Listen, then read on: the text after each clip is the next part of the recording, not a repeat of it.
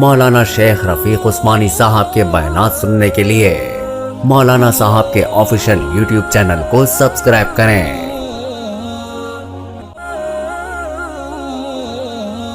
لیکن اللہ تبارک و تعالیٰ نے اس آیت کے شروع میں ہی ارشاد فرمائے وعباد الرحمن، رحمان کے بندے۔ یوں تو انسان کائنات میں جتنے بھی موجود ہیں سب کے سب اللہ کے بندے ہیں، رحمان کے بندے ہیں۔ انسان کا اٹھنا بیٹھنا چلنا پھرنا سب اللہ کے اختیار میں ہے۔ انسان کی زندگی اللہ کے اختیار میں ہے، انسان کی موت اللہ کے اختیار میں ہے۔ غرض دنیا میں انسان کی کوئی بھی نقل و حرکت ہے وہ اللہ تبارک و تعالیٰ کے احکامات سے باہر نہیں ہے۔ ہر چیز اللہ تبارک و تعالیٰ کے تابع ہے، چاہے وہ مسلمان ہو چاہے کافر ہو، سب کے سب اللہ کے اختیار میں ہے۔ لیکن یہاں اللہ تبارک و تعالیٰ نے جو خاص بندوں کا ذکر فرمایا، ان سے مراد کون سے بندے ہیں؟ ان آیات مبارکہ کے اندر اللہ تبارک و تعالیٰ نے انہی بندوں کا ذکر فرمایا ہے کہ وہ کون سے بندے ہیں۔ وہ بندے ہیں جنہوں نے اپنی مرضی سے اپنے آپ کو اللہ تبارک و تعالیٰ کے احکامات کے تابع کیا ہے، اپنے آپ کو اپنی مرضی سے اللہ تبارک و تعالیٰ کے حوالے کیا ہے۔ قرآن مجید میں اللہ تبارک و تعالیٰ نے دوسرے مقام پر ارشاد فرمایا قُلْ إِنَّ صَلَاتِي وَنُسُكِي وَمَحْيَايَ وَمَمَاتِي لِلَّهِ رَبِّ الْعَالَمِينَ کہ پیغمبر صلی اللہ علیہ وسلم کہہ دیجئے اِنَّ صَلَاتِي میری نماز، وَنُسُكِي اور میری قربانی، وَمَحْيَايَ اور میری زندگی، وَمَمَاتِي اور میری موت سب کے سب اللہ کے لیے ہے۔ میرا جینا اور میرا مرنا تمام چیزیں میرے رب کے لیے ہے۔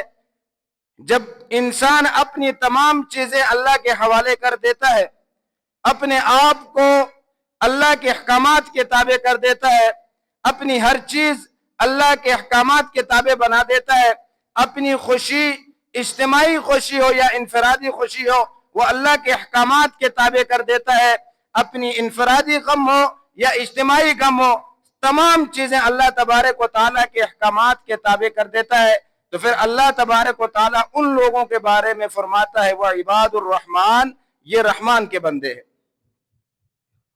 یہ کون ہیں؟ رحمان کے بندے ہیں جنہوں نے اپنا سب کچھ اللہ کے حوالے کیا ہے، اپنی خوشی اور غم اللہ کے حوالے کیا ہے۔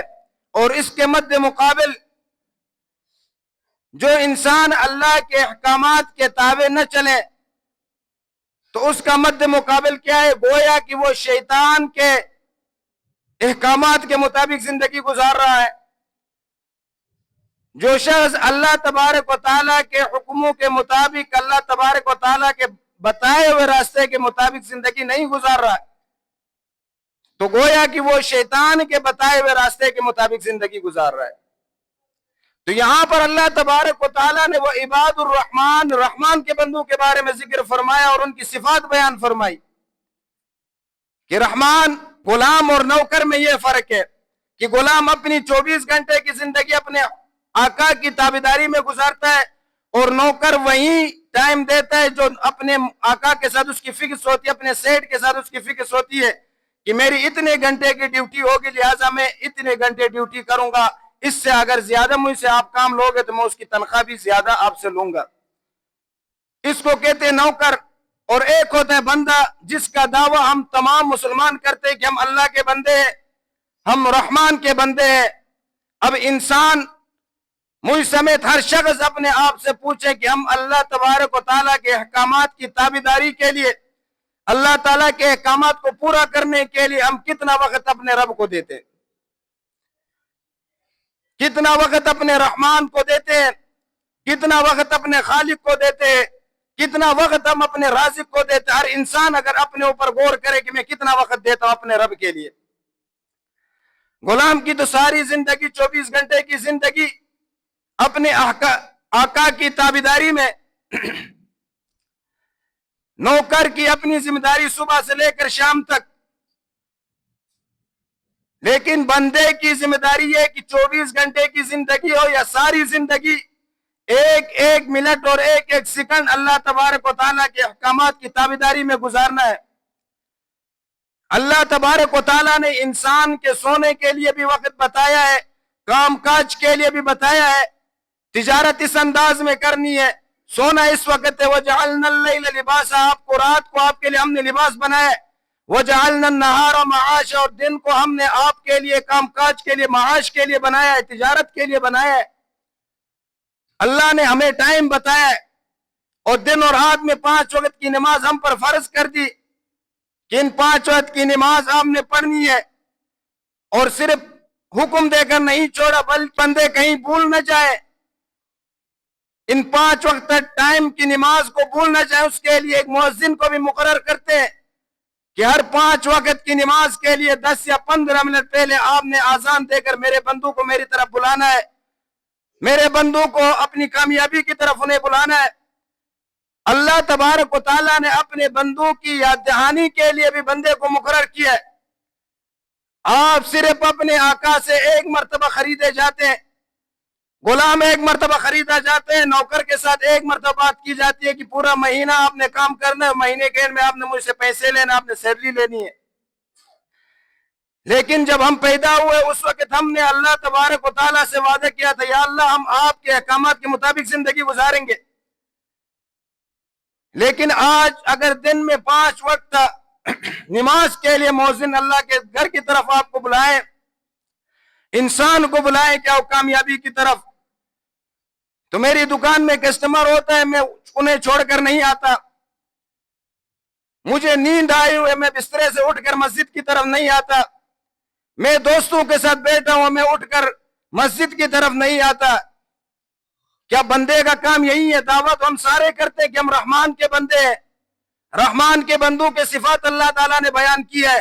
وَعِبَادُ الرَّحْمَانِ الَّذِينَ يَمْشُونَ عَلَى الْأَرْضِ، جب رحمان کے بندے زمین پہ چلتے تو اکڑا کر نہیں چلتے، گردن کو ٹائٹ کر کے نہیں چلتے، بلکہ عاجزی سے چلتے ہیں۔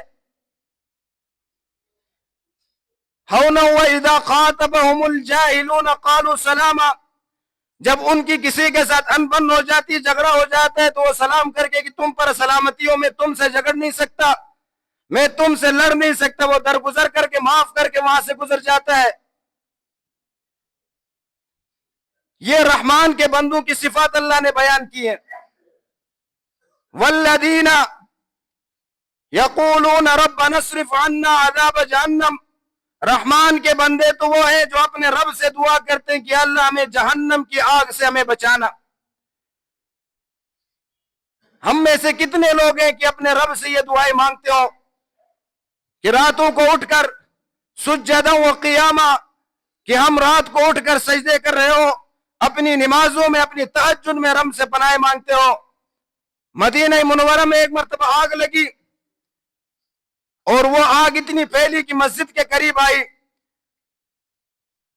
اور حضرت زین العابدین رحمت اللہ علیہ نماز پڑھ رہے تھے نفل کی، لوگ آوازیں دینے لگ گئے کہ اپنے آپ کو آگ سے بچاؤ، آگ مسجد میں داخل ہونے والی ہے، مسجد کی طرف بڑھ رہی ہے آگ، اور امام زین العابدین رحمت اللہ علیہ اپنی نماز میں مصروف ہے۔ نماز سے فارغ ہونے کے بعد لوگوں سے پوچھ رہے ہیں کہ آپ کی آوازیں آ رہی تھی، کس وجہ سے آوازیں دے رہے تھے؟ میں نماز پڑھ رہا تھا، مجھے آپ کی شور شرابے کی آواز آ رہی تھی، کس وجہ سے آوازیں دے رہے تھے؟ لوگوں نے کہا کہ آگ یہاں تک پہنچ گئی تھی، ہمیں ڈر تھا کہ کہیں مسجد کے اندر نہ آ جائیں جلتے ہوئے، تو فرمایا کہ میں اس آگ سے اپنے رب سے دعائیں مانگ رہا تھا کہ اللہ مجھے اس جہنم کی آگ سے بچانا۔ جہنم کی آگ وہ ہے جو دنیاوی آگ سے 70 گنا زیادہ تپش رکھتی ہے، 70 گنا زیادہ وہ گرم ہے دنیاوی آگ سے۔ جلانا تو دنیا کی آگ بھی جلاتی ہے، لیکن جہنم کی آگ میں تپش زیادہ ہے، گرمی زیادہ ہے۔ تو میں تو اس آگ سے بچنے کے لیے اللہ سے دعائیں مانگ رہا تھا، آپ اس آگ کی فکر میں لگے ہوئے ہیں۔